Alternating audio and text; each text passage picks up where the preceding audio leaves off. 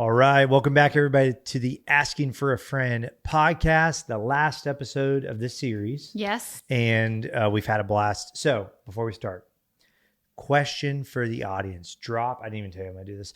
Drop it in the comments. So we're recording today, November 1st. Mm-hmm. The question is, Merry Christmas. Mm-hmm. Does Christmas start now or does Christmas start after Thanksgiving? Okay. I'm pro after Thanksgiving. You could guess where Jul is. This question is designed to help you work on the communication skills that we've been talking about throughout this series. Yeah, this morning I told Siri to play Thanksgiving music. It did not go over well. No.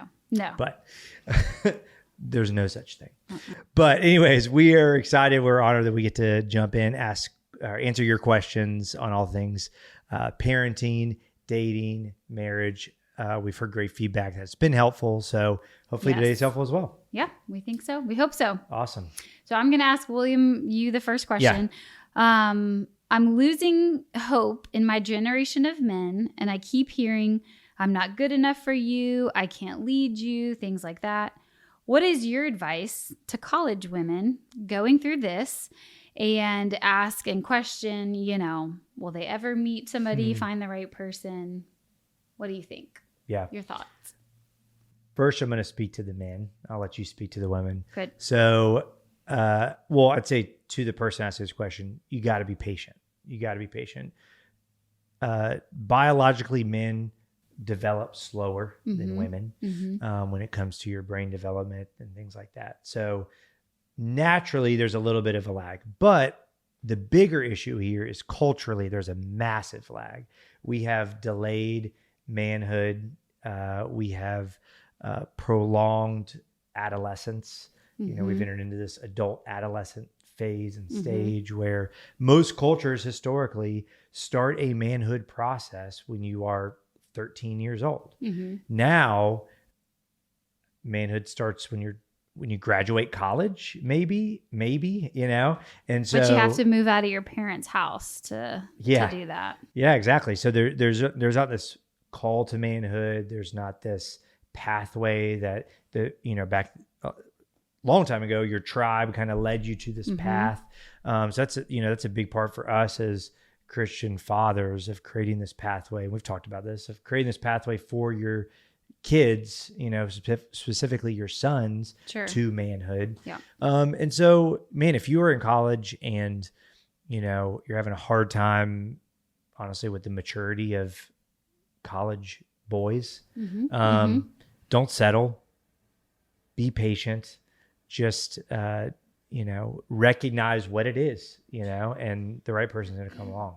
Yeah. I think specifically speaking to the women, the danger that you don't want to fall in is saying to that person or saying to yourself, like, well, yeah, you are good enough for me. You can lead me. You can, and we settle because we are impatient. Yeah. We settle because, our friends are getting engaged, our friends are getting married and things like that, or we feel pressure. But remember, part of our heart behind doing this podcast, like we want to share things that we are learning and have learned, like to help you have a lasting marriage. Yeah. Correct. You can absolutely settle for the guys saying that and that type of thing. If you're not planning on having a marriage that is that in depth or that lasts and that type of thing. Because if you do get into a relationship, a marriage, so to speak, with somebody who isn't mature enough to lead you, like it will not, and it will end. It will not go well and last. So don't let yourself fall into that trap. Don't let yourself settle. It's that analogy of let them come up to your standards. Don't lower your standards for the men, for the boys that aren't ready at this point. There's a refining. We talked about this on the sermon Sunday. Like there's a refining process for you as individuals in your marriage, right? But we're not talking about that. We're talking about, you aren't even showing signs of maturity. And signs of leading. Yeah. And I think if to be honest, if a guy is saying to you, like, I'm not good enough for you, I can't lead you, like, He said it. Yeah. Like, listen to him. He's being honest. Like, you have to be honest, you know, and make that decision, you know, and don't fall into that trap. So. All right. Next question. My boyfriend and I think this is first off, a great question that's probably not talked about enough. So my boyfriend and I have past sexual sin with other people before we started following the Lord and started dating. Should we discuss past sexual sin with your partner during dating, during engagement, or ever? Big question. And he's right. A really good question that I think people have different opinions on. But kind of the idea, the picture for this is, yes, right? At some point. Some level, some point, it needs to be talked about. Yeah, this is not every first date conversation. No. Every second date, third date. Nope. This is a conversation that you have somebody that you have gotten to know well. Yeah. That you respect each other. You already are having honest conversations about other things before you have this conversation. And it's somebody, quite frankly, that you see and you have talked about some kind of future with. You know, it's not...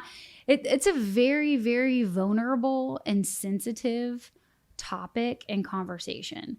So that is something that you only would talk about and share at that point in your relationship where you see it going forward, where you see it growing because of those things. It's not an easy conversation for either person to have, but it's important that you wait till it's at that point to have it. Yeah, and I think very nuanced, as a lot of these things are. If you are 20, you know, or if you know, you've been dating for 6 months and you're like, we're in love, we're going to get married.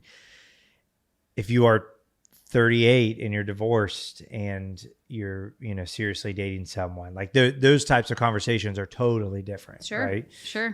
But big picture, big arching kind of principles around it, you know, like what you said, I think that in general, that's a good like framework of, hey, we're not engaged, but we are like heading down that road. And we have had other conversations. This isn't the first conversation like this, but it's part of a series of conversations that you're having before we kind of enter into this engagement period. So yeah, I'd say kind of some guiding things around that. So that's one.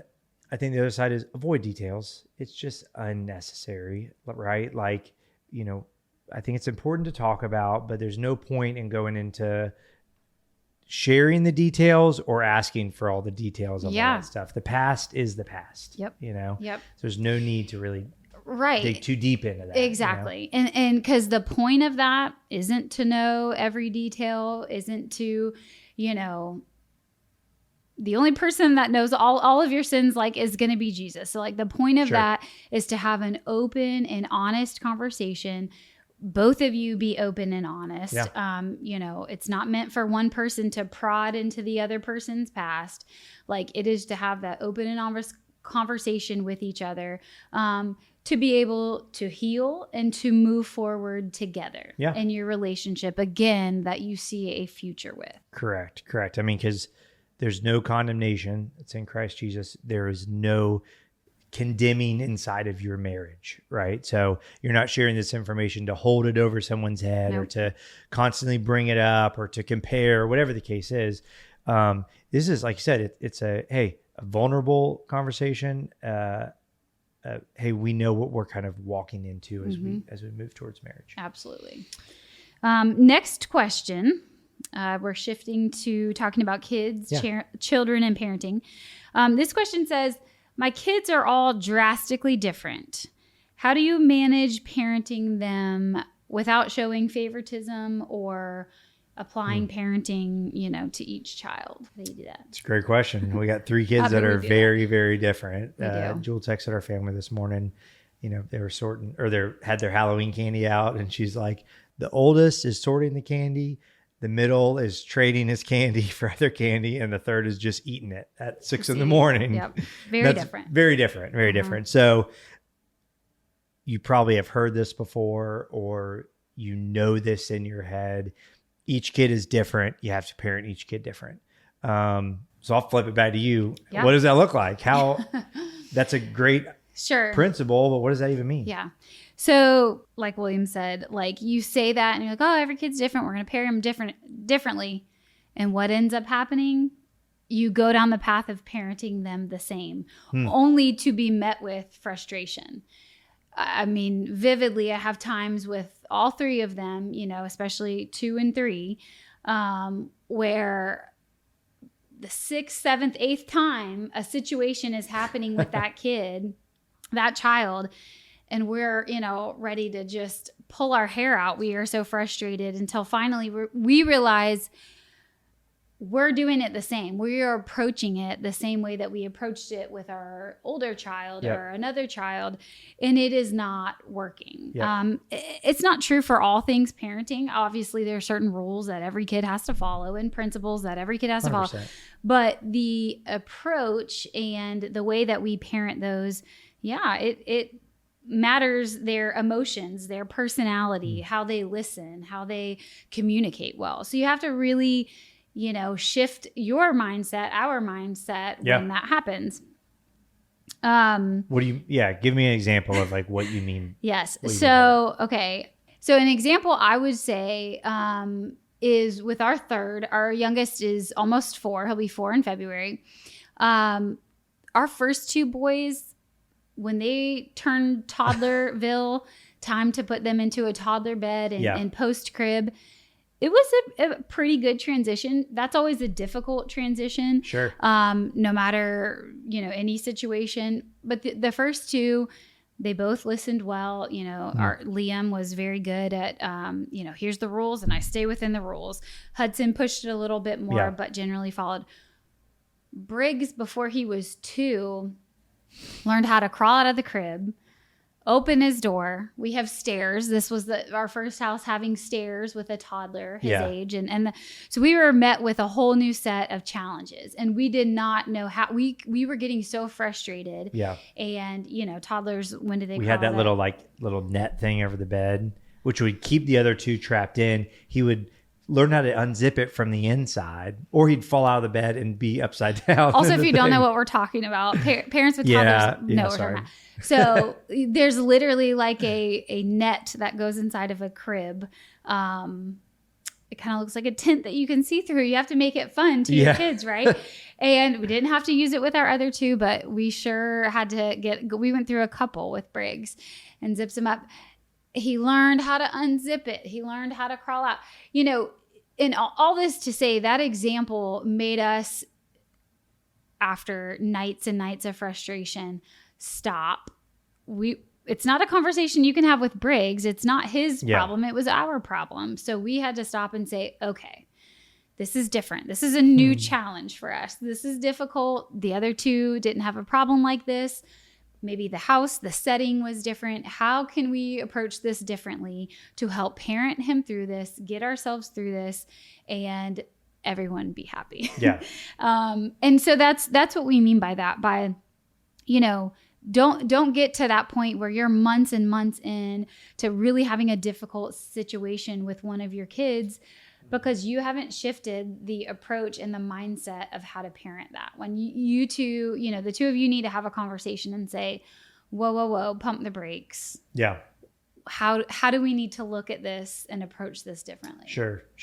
I think another example around that is consequences for your kids. I think this is really where the tension amongst siblings can raise, where they feel like there's an unfairness happening, right? Because the consequence for Liam, maybe that is, man, you are going to take away, you can't watch TV. Okay. That's going to hit home with him. He's going to be like, oh my gosh, he's super upset about it, but he's learning a lesson there. We might say that to Hudson, and Hudson's like, okay, whatever. I'll go outside. Yeah. I'll go outside and play, you know? And vice versa. Like, so recognizing, man, the consequences have to be different because they're different kids. They're going to respond differently. They're not only just different interests, but man, to take away time with a friend versus time with a thing, it might connect differently. And so one, thinking about that, your kids and what that looks like. But then when they bring it up where they feel like there's favoritism shown, or when they feel like, man, why don't they ever get in trouble for this? Or why hear this a lot with, our oldest kind of be like, why do I have to do this? And they don't have to do it. I'm like, well, you're 9, right. you're not 3. Sure. Why do I have to do homework every day? Exactly. Yeah. And the reality is, you are parenting different, and it's going to look like favoritism to a 9 and a 7 and a 3-year-old. It's going to, or a 15-year-old, it's going to look like favoritism to them. It's even when it's not.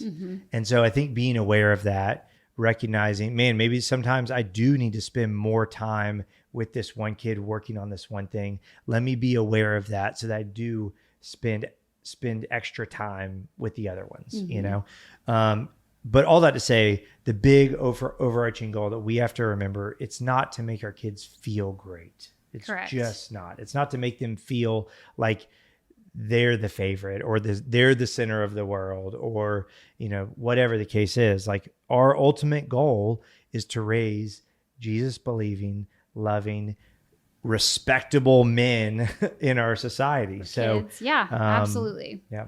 And one thing, this goes a little bit more into the tangible, everyday parenting things. Especially, this was super helpful for me early on. It was one of the best pieces of advice I got as a new mom, but as new parents. But it really relays, it looks differently as your kids go older. But being comfortable saying out loud why you're doing what you're doing, whether that be when we had to, our kids were little and we kind of did the cry it out method when they were, younger babies, whatever age that was, to help kids get through the night, sleep through the night and that type of thing, sleep training. Very difficult thing to do as a parent, no matter what. And especially at 1, 2, 3, 4, 5 in the morning, it's very, very tough. And I remember somebody saying, it really, really helps you say out loud, whether you're whispering in the middle of the night or whether you're telling your 15-year-old for the 15th time, no, you can't go spend the night at this friend's house, the parents that we don't know. Sure. But you're saying to them, do you know why, Liam, you can't do that? It's important that mommy and daddy know where you spend your time, because we don't want anything to happen to you that's unsafe, or when you're saying out loud in the middle of the night, sleep training, like, this is what we're doing to help establish healthy sleep habits for our baby. It really, really does. And I think our kids really start to receive it after time. They are always going to push back, especially if they don't like the answer. But it helps us to be confident in what we're parenting and what we're saying and the decisions we made. And so that when, like the question asked about favoritism, like, no, this is already in place because we know that this is best for you and this is why. So we're going to continue to follow through with that. And you're not going to be wishy-washy, but you stand firm. Yep. It's the last episode, so we'll say all the things. But as a reminder, you will fail. You will get it wrong. Apologize. Apologize to your kid when you get it wrong. Apologize to your spouse when you get it wrong, because we're human and we do. And then the best things for our kids is to hear mom or dad say, hey, I made a mistake. I'm sorry. I shouldn't have done that. So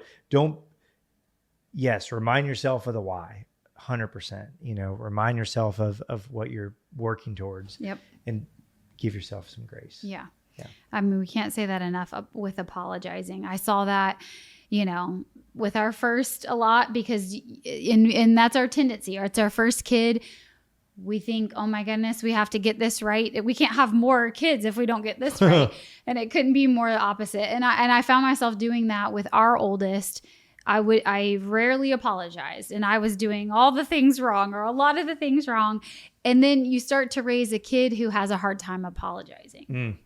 And you realize when you step back, he doesn't hear us say it. And we need to be saying it because we have things to apologize for. It doesn't mean that you can't stand firm to those rules and principles and things like that, but we apologize when we get it wrong so that we teach your kids to apologize when they get it wrong. So that's good. All right, last question. Between work, kids, and just plain life events. Yes. What are ways you can prioritize your marriage in the middle of all of everything life, else. kids events, hobbies, all the things. You start, and I'm going to chime in with something at the end.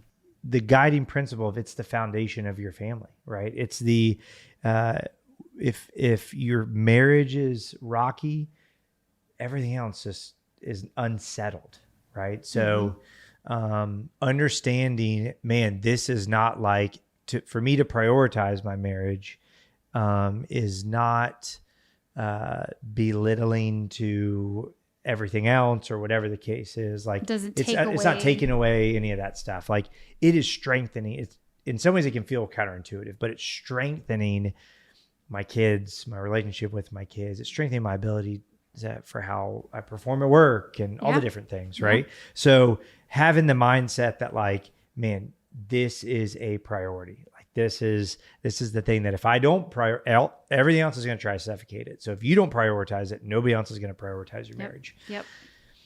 So in that, I would say, okay, what can you do? Consistent date nights is, you hear it say all the time. What does that mean? Okay.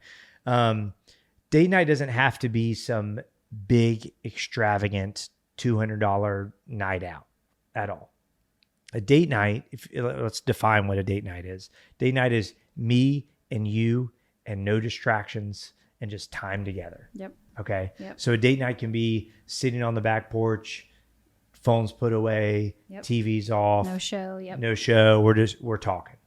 Or a date night can be going out to eat, or going to, I wouldn't say a movie, but going and do something together, right? Spending quality time together. So, I think sometimes we can maybe, make it too extravagant, overemphasize it maybe a little bit, and not overemphasize it, but overemphasize what needs to happen to make the date night happen. We emphasize the shiny things around it. Yes, for sure. I would say one thing too, beyond date nights are necessary. I think date nights should be weekly. I don't have any problem saying that in some form or fashion. Again, It doesn't mean it has to be some big expensive meal. It doesn't even have to leave your house, but it does have to be time where you're not working on, you're not working at night. The kids are in bed. You don't have activities that night. I mean, there's a lot of things. So date night, but I also think, and this is something that changes. It looks differently in every season of parenting and kids, but having an evening routine, a time where your kids are expected to either be in bed or in their rooms. And mom and dad now are having mom and dad time, whether that includes dinner, time together, whatever, just your time for the evening. There needs to be a separation. Yeah. I think, and we see this as our kids get older, that can get later and later, and activities push it back and things like that. But I will tell you, if you do not, you're going to have a harder time prioritizing your marriage with that. Because you don't ever have a time where family time ends, together time begins. It's just one big blur. And then you start the next day. And like William said, it affects everything else. Then you're more frustrated at work. Your kids are more frustrated at school. It is a cycle. So it's like if you have a date night once a week, but you haven't actually talked throughout the week because, like you said, it's all blurred together. Kids have blended that whole time. Like you get to date night and you're like, well, what are we going to talk about? Yeah. And you're just exhausted. You just actually want to sleep. So don't do that. But that's what I mean. I really do think it's helpful. It has been helpful for us. It looks different in every stage. Even, I'm talking to parents of teenagers and things like that too, or older kids or those with young kids. Infants, have a time, again, whether they're in their rooms and doing homework or reading, but a time where they're no longer watching TV, watching the football game with dad or whatever the case may be. There's a time, and then your time together begins. For as many nights as you throughout your week, and what your week looks like, that you can do that. I think that's huge. No, exactly. And for a frame of reference, that could be 15 minutes, that can be an hour. Like we're not talking like, man, you need this massive amount of time, but there has to be like a personal personal check-in with each other. And I would say the principle behind that, how do you prioritize your marriage? Like, I want our kids to see that we prioritize our marriage. They see that we prioritize them because we're taking them to soccer and karate and football and school and birthday parties and football games, and the list goes on and on and on and on. Yep. But I want them to see, hey, mommy and daddy have a date night today. Or, hey, it's 8:00 and that's time. You don't have to, I always say this to my kids. I was like, I don't care if you're asleep. You don't have to be asleep, but you have to be in your room. You have to be in your bed, and things like that, so that they know, hey, this is and we say it. We say it out loud. We say, this is time, for mom and dad, and you need to be, in your bed, questions asked, ready, that type of thing. So that's how they see it's a priority for you guys.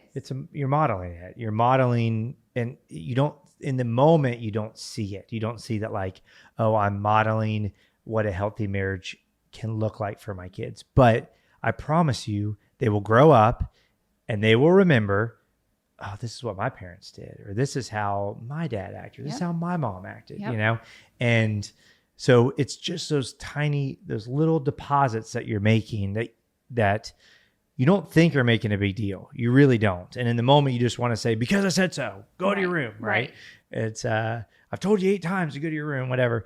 But saying, hey, this is our time. It's time for you to go to your room, go read. I don't care, whatever. So that's great. That's good advice. We love you, but we'll see you tomorrow. But yes. And just, we share this with a different podcast with answering this question. Just remember, where you spend your time is where your priority lies. So if you're spending all your time, husband at work, wife at work, that's your priority. If you're spending all your time running all your kids around to every activity and everything that they could be involved in, every sport they can play, that's what you prioritize. If you're spending, and so on with your hobby, every evening, every weekend, can't make time for church or can't make time for a date night, but you're making time doing X, Y, or Z. That's your priority. So if you want to have a shift and you want it to be about your marriage, like, you have to model that and you have to make that time. That's good. All right. We did it. We're done. Thank you guys so much. It truly has been a blast for us. And we've really enjoyed it. Shout out to my main man, Daniel, for pulling this thing out and making it happen. And who knows, we might do it again at some point later, but appreciate you guys texting questions in. Hope it was helpful. Hey, and you can always text questions in. I was going to say that 94000. The number's always open. So if anything comes up, I'll be able to see those and I at least can text you back. So. Yes, a way to share. But we appreciate your feedback. We hope that this was helpful. Again, continue to ask questions and things like that. But we appreciate your time. All right. See you guys.